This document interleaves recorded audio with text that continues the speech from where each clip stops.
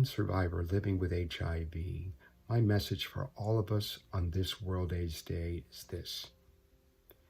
This year is not unprecedented for us. Yes, we have COVID-19, and we've never had that before. But for the HIV community, there are many things this year that we have seen before. Over the nearly 40 years of our epidemic, we've buried our dead.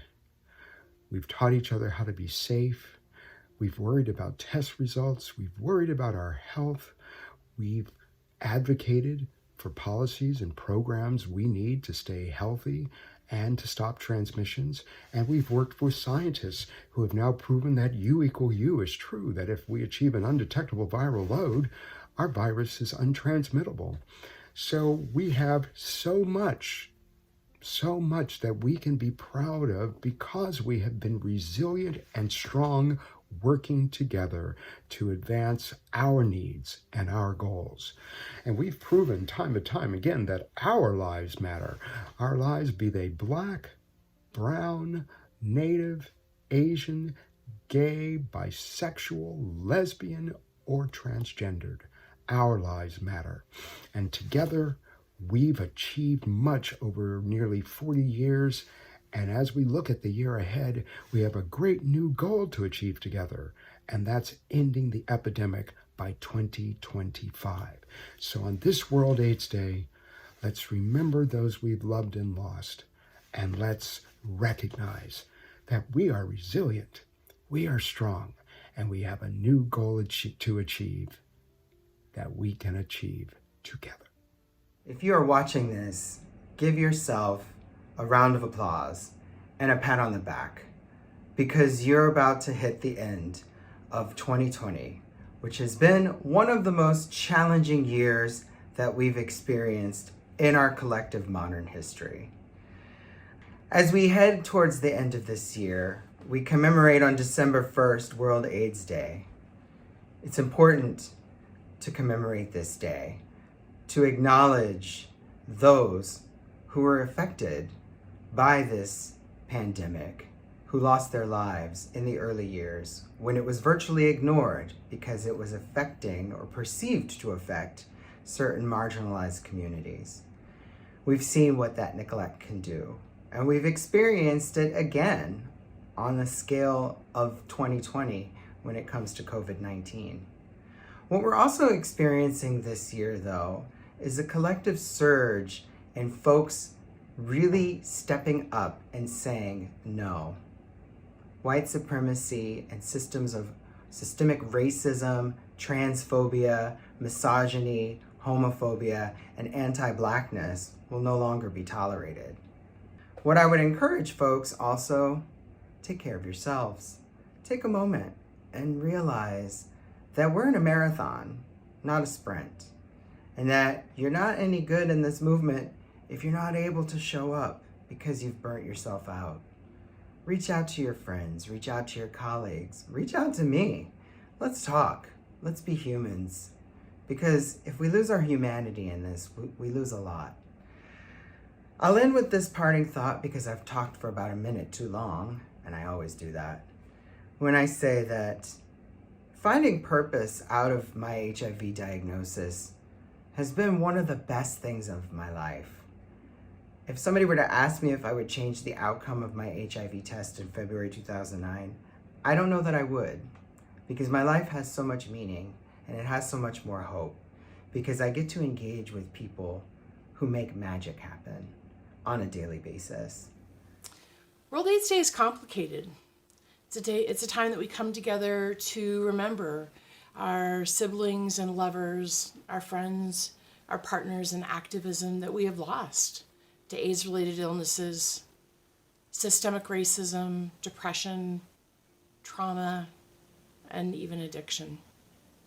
And it's a time that honors those who are living with HIV, those who light the way with their resilience and their brilliance, who continually lift us up and push us forward.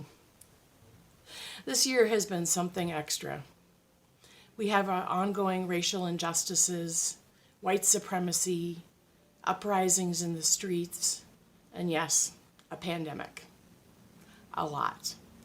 What we've also seen this year are thousands who have marched in the streets for justice, community mutual aid programs to ensure that no one goes hungry, friends who send postcards, call and check in, or just send a text to let us know that they're thinking of us. Ever and always, our community of people living with HIV, our families we have chosen, and the families that have chosen us, knit together with our allies to lift each and every one of us up. Since the early days of the AIDS epidemic, we have survived because we bond together. We care for each other and we celebrate each other's victories and we mourn each other's losses. And that's what I know will carry us forward in upcoming years. We will celebrate each other, we will be there for each other, and we will make sure that each and every one of us knows that we matter. Because on our own, this is nearly impossible. But together in community, we got this. It's my honor to be here today to talk a little bit about World AIDS Day and what it means to me as a transgender woman. For all of my trans and non-binary siblings, I see you. If you're a person who's living with HIV, the very best thing that you can do is get into care and stay in care. Find a doctor or medical provider who not only respects your gender identity, but treats you accordingly. If they're not, then fire them. But being in care is the best thing that you can do for your family, for your friends, and most of all for yourself. When I talk about trans folks and HIV and the multiple years that we've had to deal with this virus, I want to encourage you. I want to leave you with just a couple of words. The first is resilience and then hope. And when I think about hope, I think of hope as historically oppressed people empowered. How about that? Historically oppressed people empowered. Empowered to do better, empowered to live better, empowered to be better, and empowered to do better. I love you. When I was growing up a little Gaby in southern New Jersey, the messages I received were very much rooted in HIV as a death sentence, and that all gay people got AIDS and died. And I knew it wasn't true, but it was definitely ingrained in my psyche. And so when I was diagnosed with HIV, I had to really unlearn a lot of that messaging. But not only did I have to unlearn that, I had to face for the first time in my life my own mortality. I think a lot of people face their mortality when they are diagnosed with a chronic illness. I don't think that's unique to me or my experience, but it was definitely the first time I had to really struggle with the understanding that my time on this earth is limited. And that really changed my life in a lot of great ways. It redoubled my commitment to seeking justice. While I have the time on this earth, I am going to make it better. But there are often times when I feel paralyzed by the enormity of all of the troubles we face. The injustices in this world are just enormous, and there's so much work that each of us must do. But there's this great quote that I have taken on as a little mantra, and I think it's a perfect message for World AIDS Day. It goes something like, "Life is short, and we have precious little time to gladden the hearts of those who journey with us. So be quick to love and make haste to be kind." While none of us can wave a magic wand and solve all of the world's problems, we can be quick to love. We can make haste to be kind. And so on this World AIDS Day, let us change the world by changing ourselves. by loving and being kind to one another. I was diagnosed with HIV in 2002, with AIDS in 2008. As you can tell, I'm still here. We won't deal with the past. We'll deal with what we're dealing with right now in 2020. At the end of 2019, early months of 2020, a visitor came to town by the name of COVID. It has impacted all of our lives in one way or another. AIDS United was preparing for AIDS Watch, bringing us advocates to Washington to talk with our delegation. Well, COVID said, no, you're not going to bring anybody. Nobody's going to come together. That's not healthy. And I applaud AIDS United, all the other large AIDS entities that put on conferences for recognizing that we could not have face-to-face meetings and creating space via Zoom, thank you Zoom, for us to still have our voices lifted, to still share our stories of triumph, of sadness, of love, of hope, learning to live in different circumstances. I lost my housing in January of 2020. I live with my daughter now, and I'm very grateful for that. I just hope that in my ramblings, those that know me know this is me. But I hope against everything that you never give up, that you keep fighting whatever the battle may be. Fear of disclosure, fear of getting tested for what your results may be, fear of COVID, fear of what your family's going to think. Well, sometimes our family is not a family by blood. It's by finding people like myself, other advocates that love you unconditionally. On this World AIDS Day 2020, I send you all of my love and what I'm famous for, Wanda hugs. And just never forget, we are all here for each other. 2020 has been a very tough year.